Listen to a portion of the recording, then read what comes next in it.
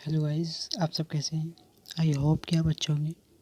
Guys, आज हम कक्षा 10 की हिंदी में अलंकार को देखेंगे।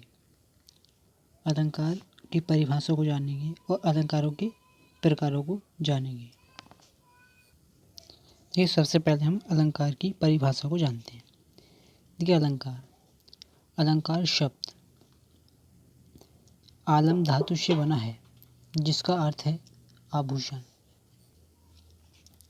जिस प्रकार सुवर्ण आदि के आभूषणों से शरीर की शोभा बढ़ती है, उसी प्रकार काव्य अलंकारों से काव्य की जिस प्रकार सुवर्ण आदि के कारण मतलब आदि के आभूषणों से शरीर की शोभा बढ़ती है, उसी प्रकार काव्य में अलंकारों से भी काव्य की शोभा बढ़ती है।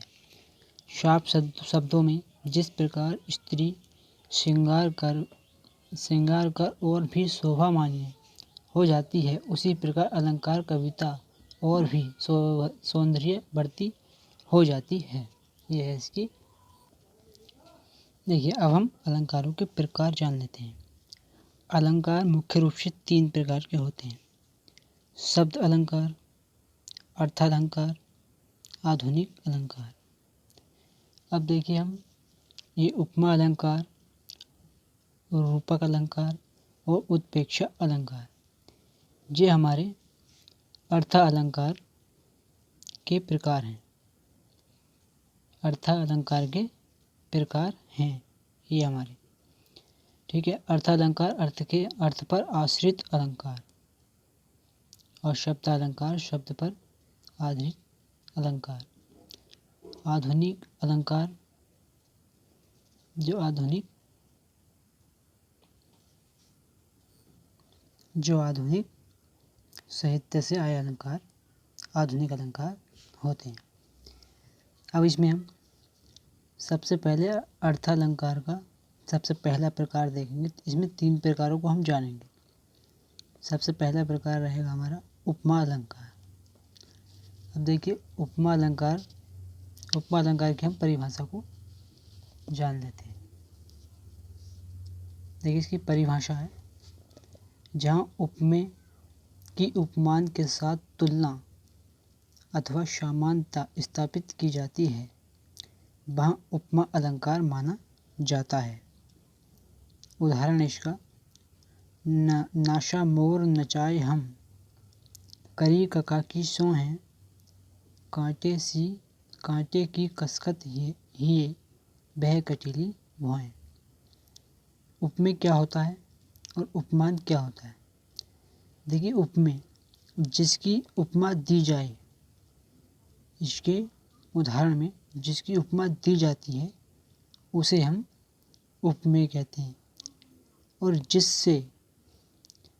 जिससे उपमा दी जाए, जिसकी उपमा की जाए उसे उपमेय, और जिससे उपमा दी जाए उसे उपमान कहते हैं। ठीक।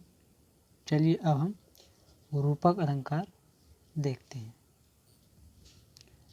देखिए, रूपक अलंकार परिभाषा है इसकी: जहाँ उपमेय तथा उपमान को एक रूप कर दिया जाता है, अर्थात जिसमें किसी प्रकार का भेद नहीं रहने दिया जाता, वहाँ रूपक अलंकार माना जाता है।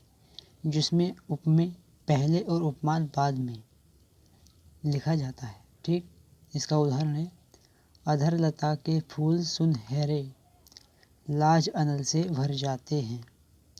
ये इसका उदाहरण है। और बोर्ड एग्जाम में हमें यही पूछता है, परिभाषा और उदाहरण सहित। ठीक। अब देख लेते हैं हम उत्प्रेक्षा अलंकार। उत्प्रेक्षा अलंकार की परिभाषा देखेंगे: जहाँ उपमेय में उपमान की संभावना की जाए, वहाँ उत्प्रेक्षा अलंकार होता है।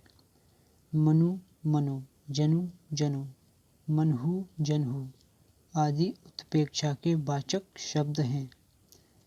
इसका उदाहरण है: सोहत ओढ़े, पीतू पटु, श्याम सलोने गात, मनु नीलमणि सेल पर अब तो परियो प्रभात, ये इसका उदाहरण है।